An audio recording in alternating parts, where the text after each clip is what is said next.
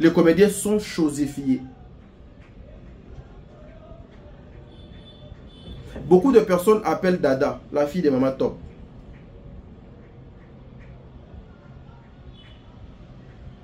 Vous savez le pourquoi on appelle Dada, la fille de Maman Top? Viens répondre à Nima Kwakala. Il y a des choses que nous ne pouvons comprendre. Et puis lobby teaser do ekota. C'est quoi yo? Elle va utiliser yo. Elle va koso wana. Yo na marché aux na film ni.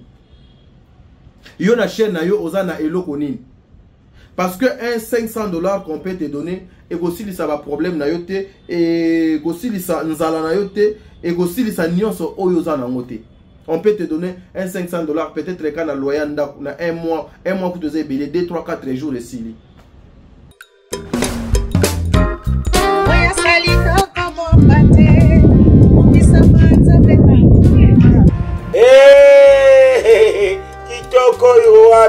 Shalom frères et sœurs dans le Seigneur, l'orphelinat Avida organise le 12 juillet 2025 une grande journée d'action des races. Nous vous invitons tous à venir assister. Le 12 juillet 2025. Nous avons invité Ndeko Nyonso et surtout pour nos donner à partenaires Oyo. Et salami que le jour où on va se retrouver à Kinshasa, n'hésitez pas, Yaka. On va passer un temps de louange et temps d'adoration. Batu ya mutema malamu, dino batu bosimba kambongu, bobebi sambongu te, boya kutika ngo, ipa ya bana babola. L'Éternel te bénira ces jours-là. Alors, il n'y a pas de droit d'entrée. Le droit d'entrée, c'est pas amener nous seulement ton cœur bien disposé et demander à Dieu de te rencontrer ces jours-là. Retenez que la Bible dit la religion pure et sans tâche consiste à assister le malade, à visiter les captifs, les prisonniers et à soutenir les orphelins. Le 12 juillet 2025. On va danser, on va élever le nom de notre Dieu.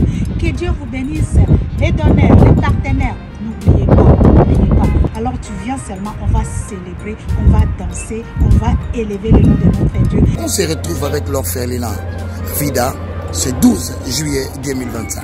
Et indagate, mais itelakande, iteli, ouya. Nous sommes situés au 49 de l'avenue Kinzola, dans le quartier Régie des Eaux, dans la commune de Kinsanso. Notre référence, 3e Dodan, arrêt Loboko, à proximité de la maison communale. Vous pouvez nous contacter au +1 647 533 43 10, au +243 89 57 13 354. Vous êtes sur Top Media TV. Voilà, shalom, shalom peuple de Dieu, shalom Bandeko Balandi à Top Media Télévision, shalom Bandeko Balandi Nyon, soyez le code de bonne conduite, soyez le bienvenu. Nzambe Azalana Bino, Nzambe Abomba Bino, Nzambe a Pambola Bino, en tout cas Makambu ya Koloba Ezali, Makambu ya Kosalape Ezali. Jour pour jour, Tozo Kokende déjà vers la fin à mois au le le 17 juin 2025 nakanisi tozo ki nepena malé mais to poussana donc lobby ezalaki 16e épisode ya film na bino la vie de Tekra making of p et utokota donc non ça la émission boy donc making of utokota ya 1 heure passée déjà making of écoute ce qui veut dire déjà le nouveau film ils ont annoncé déjà lobby mercredi déjà teaser et quota lobby mercredi bande annonce donc sorry présentation il y a Bacter et Kokota na Belle Vie Télévision. Alors nazo interpellé nazo rappelé Bandeko Nyonso à l'ordre et puis na makambo donc Longobani faisons le travail, abandonnons makambo ezali ya mabe, abandonnons makambo ezali ya n'importe quoi. Les réseaux sociaux ezopela moto, il y a beaucoup de choses dans les réseaux sociaux. Il y a beaucoup de tensions penezali ya komata makasi na réseaux sociaux. Mais j'allais poser juste une petite question na Bandeko Nyonso o balanda abiso. Bandeko Nyonso o ba pesa abiso ton. Ya koyoka abiso même ata pour 1 minute. Pourquoi aujourd'hui, s'il y a une personne qui veut apporter un plus soutien à et pas belle vie, à tout prix, il faut créer des années tout autour de Moutouana. Est-ce que Bellevue a mérité à cause de la soutenité? vous qui suivez bah émission Nabiso, vous qui suivez aussi bah émission ya bande komisusu o bazo kosala, bon mais un peu correspondre nga. Entre le travail, la personne qui te donne le travail et la personne qui te donne l'argent pour ne pas travailler, nani oyo azana besoin na yo, nani odo alingaka yo. Il y a beaucoup de corrompus dans le théâtre, j'insiste, je l'ai dit et nazo répété en haut. Il y a beaucoup de corrompus. Il y a beaucoup de faux dans le théâtre. Je nazo exclure te ke batomala mo baza. Baza. Batomala mo baza. Nakoba notanga ba kombo te po de koma geno, natangi kombo ya papa Serge, kombo ya mama maman Annie biasi natangi te et komi ono au Kaboli. Mais je dis, il y a peu de vrais, beaucoup de faux dans le théâtre. Mes frères et sœurs, cible ya makambo nyonso, c'est la personne de Bellevue. C'est Madame Bellevue. Je demanderai à toutes les personnes, famille Libota ou pas, mais sous l'inga Moussala Bellevue, prenez le temps de prier pour cette femme. Toutes les personnes au bazo ko sala na réseaux sociaux, ils ont droit. Basala na bango. Maman Bellevue monto aussi azoki sayo. Ko lingate azokso lisusu pour la deuxième fois. Ou encore pour la troisième fois. Ils savent. Ils veulent aujourd'hui ba bebisa. Po ba yebi ke lobby. Ba ozonga suna makolo na yo po bo bongisa. Ozanzambete. Mais vous avez un cœur au batu belé bazan en côté. Comédien, comédienne, accepte la personne qui te parle en face. La personne au azo ba vérité en face. Que la personne qui te flatte en face, nasima mukongo yo azo détruire yo. Le théâtre est un travail très noble. Un travail, il y a des responsables. Un travail, il y a des personnes conscientes. Mais regardez comment, aujourd'hui, le théâtre, le travail, il y a inutile. C'est-à-dire, Moutoumoué a kofanda, alinga belvite, a besoin à soutenir X ou à soutenir Y, à monter toute une histoire tout autour, il y a Bellevue. À monter toute une histoire tout autour, même il y a bateau Bazalagana Bellevue. Alors, pour jouer avec vous, pour marcher sur vous, le comédien, Bazo Zouabino Lokola Bama Papa, oh Babarol Nabino, donc Bazo Zouabino Lokola Bama Papa, mon la fête, Bako préféré Nabango Basapato. Il y a que la personne qui t'utilise pour détruire l'autre a la possibilité d'utiliser encore quelqu'un d'autre pour détruire yo.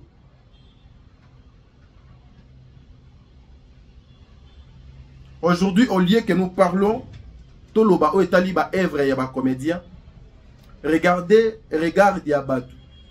Ils ont tourné vers le bêtise. Il y a Loba qui a Salaki, a Memaki, a Tonga qui a Fingaki, a Baluisaki. Pour faire la gloire à un groupe de personnes. Vous avez de valeur. Vous avez des choses, Katinabino. Des choses Oyolelo. Et Kokiko Tombola, encore une fois sectaire Nabino. Mais les comédiens, regardez comment est-ce que on joue avec vous. Aujourd'hui, nous savons tous que pour avoir succès dans le théâtre, il faut insulter Bellevue. Il faut bébanana Bellevue. Ce qu'on bébanina Bellevue, aux zones succès facilement. Il faut finir à Bellevue. Il faut voir que la Bellevue va jeton. Pour que yo soit succès. Mais vous oubliez, demain ou après demain Bellevue a quoi taper carrière naït. à Koloba non, je me limite ici na tiki théâtre awa na se lancer na makambo susu. Bomitala bo suka wapi. Bomitala boko kende wapi. Boko kuzala banani lobby. Boko tika nini. Parce que la personne oyo bazo combattre azaka moko na bino. Azaka lileki na bino, yaya na bino, ndeko na bino.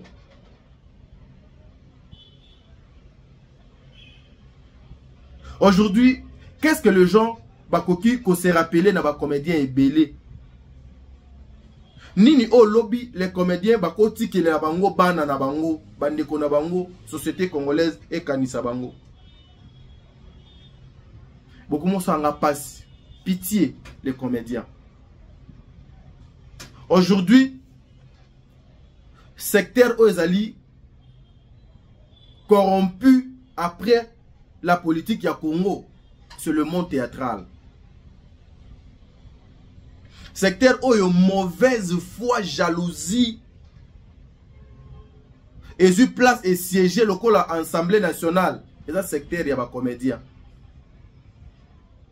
Mais ce qui fait mal et ce qui dérange, dans tout ça, il y a une personne que les gens veulent détruire. Il y a une personne que les gens veulent voir par terre. Mais vous oubliez entre vous, Nande Konabino a moi si belle vue. Et ça n'a mutu moko kado akela bino. Et ça nzambe. Et ça n'a mutu moko kaka akela bino. Akela nga. Akeli mokili oyo. Mokili eza ya binote. Mokili eza ya bisote mes frères. Tommi Batela. Nous sommes en train de vivre dans la société Mamboueke. À tout prix, il faut qu'on ait un mensonge na kombo ya Bellevue. Il faut ocha le kuta na kombo ya Bellevue. Il faut oko sabatu na kombo ya Bellevue. Il faut olata Bellevue kazaka mobwe elongi mobwe nzoto moko boye makambu moko boye pour que vous soyez à l'aise. Donc, vous construire ma carrière na se alokuta, vous construire ma vie artistique na bino tout autour de la vie ya maman moko boye. Na utaki ko yep sabino, la majorité ya bande konanga o ba accompagnaka Madame Bellevue, bazali bande ko o mitu et salaka na kote la bangote. Bazaka na façon moboye ba insulte zalaka kilo na minoko na bango nga moko na kamuta liboso lorsqu'on insulte une personne en tout cas na télémaka pour dire NON ata yoza famille libota parce que kofinga eponi famille libota te et famille et eponi dinachute et eponi pe mu pechalov te le mal reste mal mais na ba maman na ba papa ba accompagnaka Madame Silla, ce sont de vrais menteurs et de menteuses. Ce sont des personnes sans personnalité. La majorité, sans niveau. Ils se cachent toujours derrière ma bêtise. Na yoka imoko awa ayepo na makambo Yamadilou. Heureusement que la famille Yamadilou est une famille responsable. Ba ye, ba mutakalize ye. Ba exposer na place publique, ba mettre ye en garde. Lelo ako le kasu na télévision po aya koloba sujet wana. Comment vous faites au lobby lokuta, ba kanyo pe na lokuta mais lobby lisusu ye lisusu au lobby lisusu lokuta mosusu. Ba sala bino na matière nini. Beaucoup de comédiens en public comme ça, ba loba makamusus en coulisses, ba sala pe makamusus. Beaucoup de comédiens à la télé, beaucoup de monde qui na ba chroniqueur oyo balobela Madame Silla. Baloba nakate, ba solo nakate, luvunu baninga na bango. Mais moi je me pose des questions. Ouais, nakolo ba le monde et comment tambola à l'inverse. Nous les autres, on prend le temps de caresser les comédiens et on protège bango. Il y a ça la analyse sur misala na bango. Mais bizarrement, tous à la kabato, ok, ba comédien ba lingaka te atamuki. Mais okoyoka les comédiens bango wana derrière bato bazo finga bango. Apparemment dans les insultes, dans le bêtise, les comédiens bazwaka plaisir, bazwaka ba résultat, bazwaka ba salaire, bango vaut mieux ba finga bango. Vaut mieux ba finga bango. Que bato moko ba ya ba protéger réputation na bango. Beaucoup de comédiens lelo ba éviter qu'à faire face na bato ba finga ka bango parce que ils ont ces clés.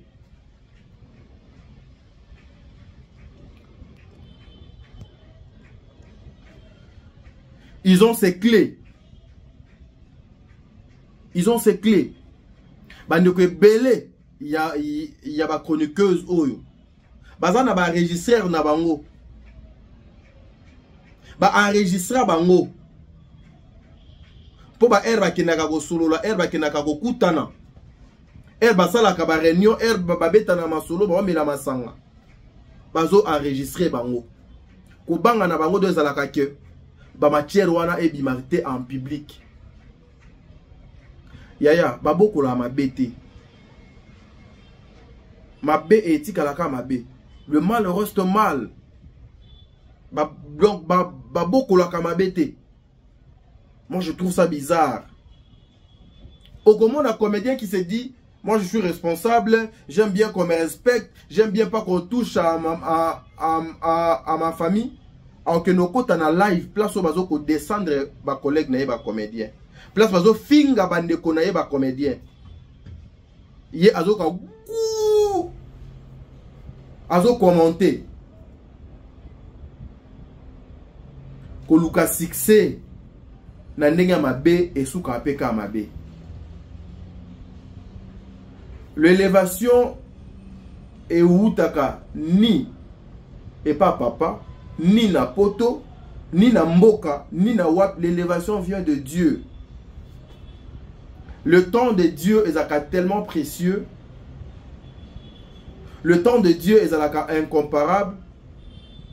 Le temps de Dieu va arrêter à côté. Ce qu'elle est aujourd'hui, ce ne sont pas ses propres efforts. C'est par la volonté de Dieu.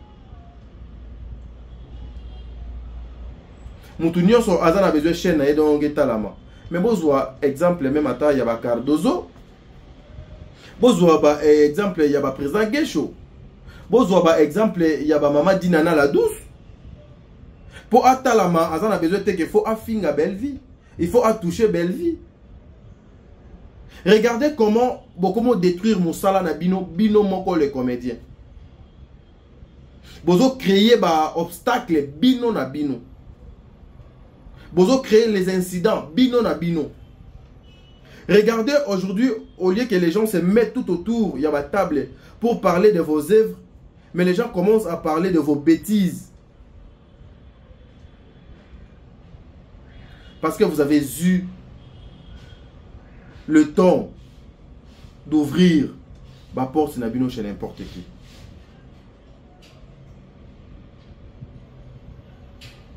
Les comédiens. Qu'est-ce qui se passe réellement avec votre sœur Bellevue? Ya Belinda, kosana nanu kokufa. O comprendre banani bato balinga kayo. Kosana nanu kokufa ya Belinda. O comprendre banani bato balinga kayo. Nous avons compris beaucoup de choses. Silence nabiso eza pambate. Silence nabiso eza pambate. Nous avons compris beaucoup de choses. Il y a un complot il y a grave contre le travail de Madame Bellevue. Même les gens qui entourent Madame Bellevue, même ses plus proches, nous prions que le bon Dieu a protégé Madame Bellevue. Que le bon Dieu a protégé Moussala et Madame Bellevue. Comme nous sommes là, toi préparer na nyonso.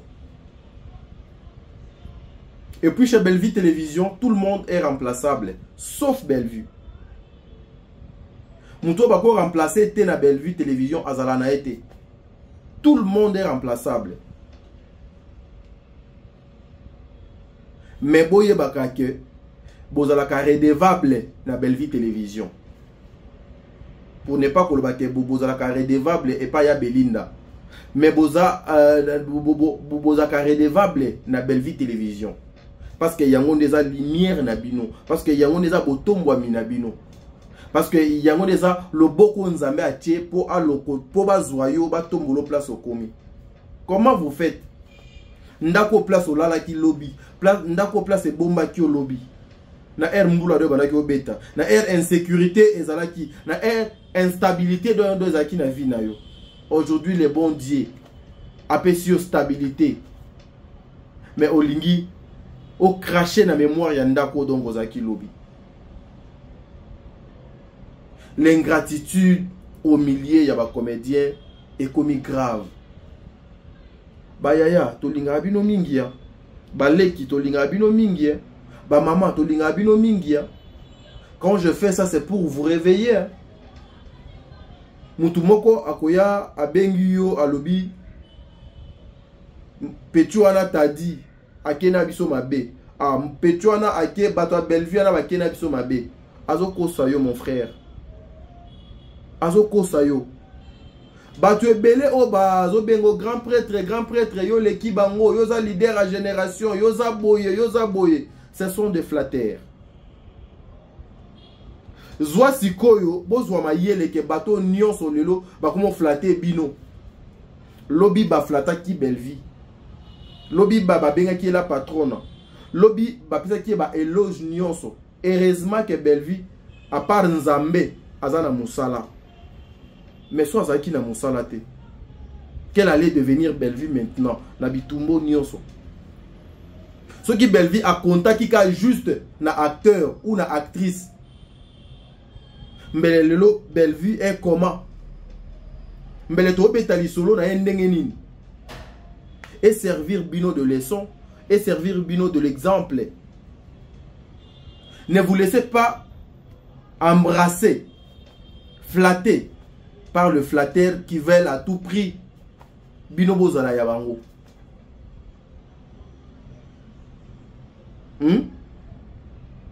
Bocha musala na bino liboso. Aujourd'hui votre travail est représenté sous et l'autre côté. Parce que le bêtise qui vous entoure et comme dominé sur le valeur Yamusala Nabino. Imaginez-vous aujourd'hui une maman Azumbongwaye a pesio à terre. À convaincre yo à yebisio que à tout prix il faut que yo que nous tournions par exemple et pas Dinana. Il faut que tu ailles tourner chez Dinana, ngana lingaka Dinana, alors ngana zo peso mbongo nanga, faut que nous retourne pas ya Dinana, ata bato Dinana bafinga kayo etalingaite, etali bisote, biso toi na besoin to mono sur scène. Mais ngana zui $1 nanga, $2 nanga na pesio. Asombi moral na yo. Asombi conscience na yo. Asombi esprit na yo. A dominer sur toi. Parce que a commis qu'on décider sur Oyo yo faut ça là. Parce que a commis qu'on soit décision sur Makambo Oyo faut ça là. Et puis la majorité y a 100, n'a pas 200 et autres la envoûter. Et autres la envoûter. Toyebi comment les choses se préparaient. Toyebaki comment, j'allais dire, Toyebaki comment les choses se préparaient. Toyebi makamde nini ezo salema.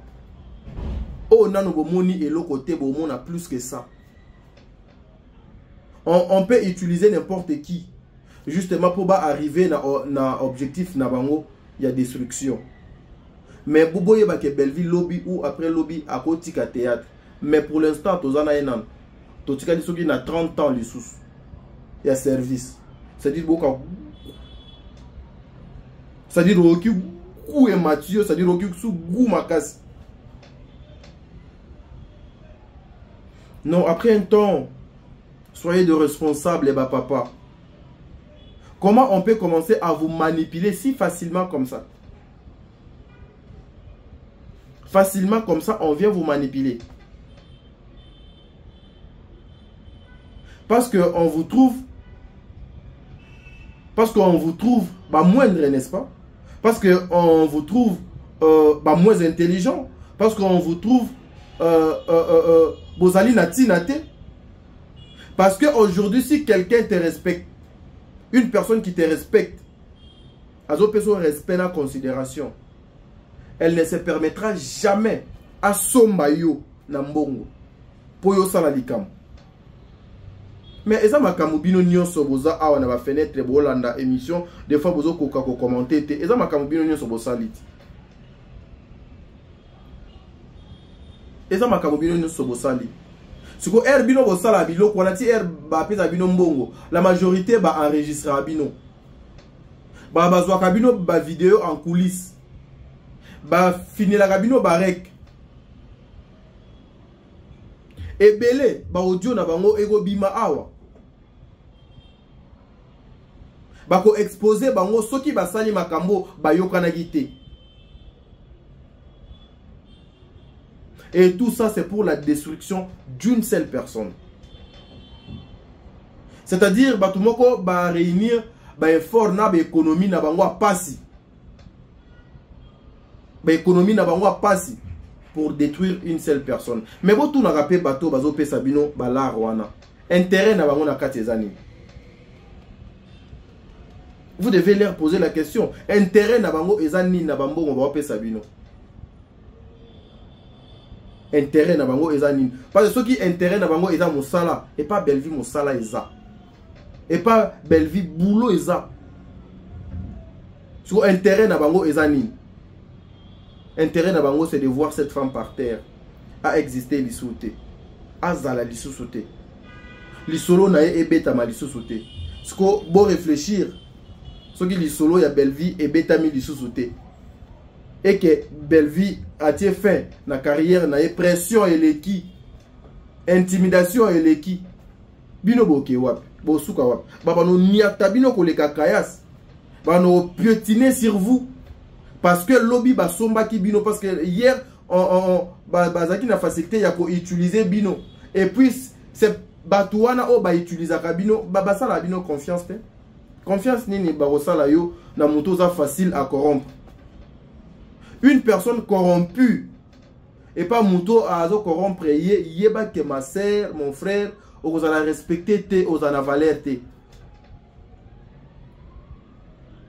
Ata batinde le mois 2, 3, 4 fans, aux en a valeur te. Vous devez apprendre à vous respecter, à garder vos bandes.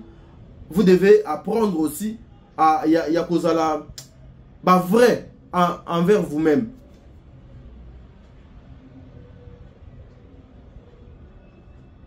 Regardez comment les comédiens sont chosifiés. Les comédiens sont chosifiés. Beaucoup de personnes appellent Dada, la fille de Maman Top.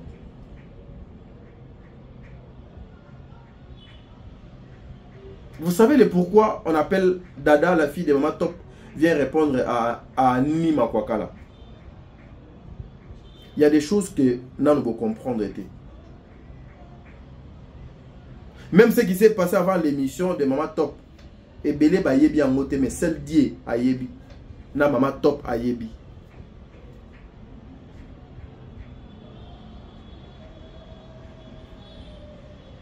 La télé est commis ma bé. Milliers il y a des comédiens est commis très risquant. Est commis trop risquant. Nalinga ba comédien mingi. Je vous respecte beaucoup, ba yaya, ba papa, ba leki, ba maman. Mais bozo lingate, bozo la respecter. C'est triste. Tokolobani neza nzela bino si bopona. Eza musala bino bo sala. Mais le même musala na bino est commis ko détruire bino. Le même musala na bino est commis ko nuire bino. le même mosala na bino ekomi kotambusa bino na buzoba. Boza lisusu respecter ta.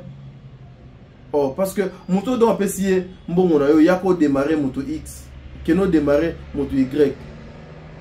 Ozona valeur ndeni. Boza mibali lokola ba biso batadi. C'est-à-dire maman bende. J'ai la conscience.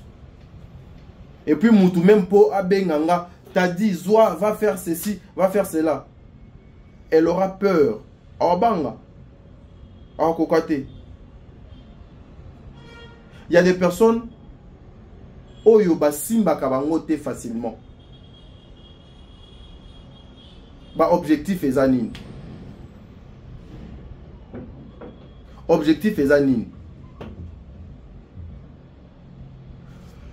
Vous avez vu le plan qu'on oyo bâti en marche.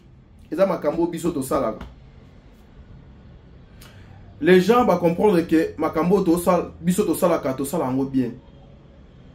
Protéger les acteurs, protéger musala na bango na image na bango.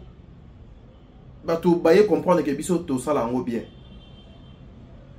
Et ça eloko oyo et détruire carrière ya madame Sila. Et ça eloko oyo et même qui chaîne na même na faillite. Alors pour la koluka moyen ya kozonga, il fallait créer une seconde chaîne oyo et koluka moyen et pe sa image ya bateau nyoso ba kinda bazonga. Alors pour bateau na bazonga, bateau na bazongi naturellement. Je dis aucune personne qui est allée tourner là-bas naturellement. Aucune personne qui est allée tourner là-bas naturellement. Naturellement. Parce qu'il y a même oyo ba découvrir na Belleville télévision, mais ba pesa y condition à quoi tourner les sous de pas il y a Belleville télélo à comment produit maison. Ça dit beaucoup. Bazo détruire ba carrière, il y a bana bateau. Ba mamé belé lelo ba komi bateau il y a ba jalelo. Ba mamé belé lelo ba komi bateau il y a ba n'importe quoi dans les réseaux sociaux. Parce que baza sous son elo ko yo pesa té. Il faut baper sa bêtise, bosoto, n'importe quoi. Parce qu'ils n'ont rien à donner. Regardez Bellevue. Après, bah film Nenioso. Après Tegra, la vie de Tegra. Attends, la film Moussous à Zolinga, à Tchana marché. Et puis lobby teaser do ekota. C'est quoi yo? Elle va utiliser yo. Elle va koso wana. Yo na marché aux la film ni. Yo na chaîne na yo aux na eloko nini. Parce que un $500 qu'on peut te donner, et aussi ça va problème na yote, et aussi ça nzala na yote, et aussi ça nyonso oyoza na ngote. On peut te donner un $500, peut-être le cas na loyanda na un mois pour te dire 2, 3, 4 jours ici. Dernièrement, nabima ki na ba yam c'est mon dire bah, j'ai dépensé plus de $400. Na zongi na ngapenda kuna fandi. Mais musala nini oyo ogosa sous pour lobby donc pesombo. Donc c'est-à-dire faut yo ozwaka musala ya ko banda ko trahir, ozala ka corrompu, obanda ko sala mabe et pas ya bandengo et pas bandeko na yo pour que ozwaka ba revenu na ndenge elongo bani. Or vous avez un travail qui peut vous donner des milliers de dollars ba papa na ba maman. Bon me paie sa valeur. Bon me paie sa valeur. Lélo, je me sens très mal de voir que les comédiens sont d'accord. Les comédiens sont d'accord. Je dis, les comédiens sont d'accord avec ce que font le Mida. Les comédiens sont d'accord avec ce que font le Mamou. Le Tendresse, le Zouma, ba Esse, ba Miss Lolo, ba Ndeko Nyonso, ba Moura. Les comédiens sont d'accord na batouana. Soki batou bazo komati na niveau ya ko sepela na ba mafinga o bazo finga bango. Bakomi batou ndenge nini? Bakomi batou ndenge nini? Bakomo perdre ba valeur. Lobi ko lekalelo.